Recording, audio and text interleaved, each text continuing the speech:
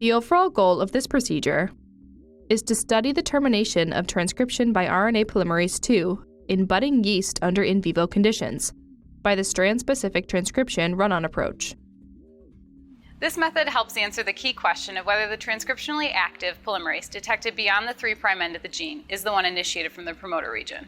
The main advantage of this method is that it can distinguish an mRNA transcribing polymerase from a pervasively transcribing polymerase that initiated transcription somewhere beyond the 3' end of the gene. This technique can be extended to study the termination of transcription by other RNA polymerases in yeast due to the conserved nature of termination by different polymerases.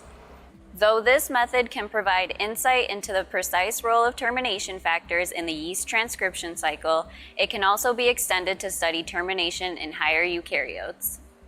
Generally, individuals new to this method will struggle with cell permeabilization and transcription run-on steps, as they require careful execution, and nascent transcripts can also be difficult to purify.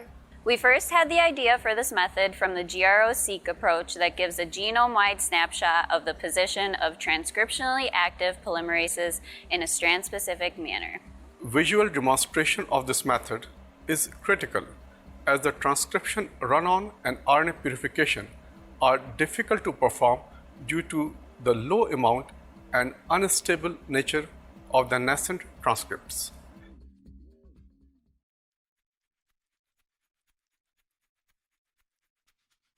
Prior to starting the transcription run-on reaction, grow, harvest, and permeabilize exponentially growing yeast cells to obtain a permeabilized cell pellet. To start the reaction, add 150 microliters of transcription.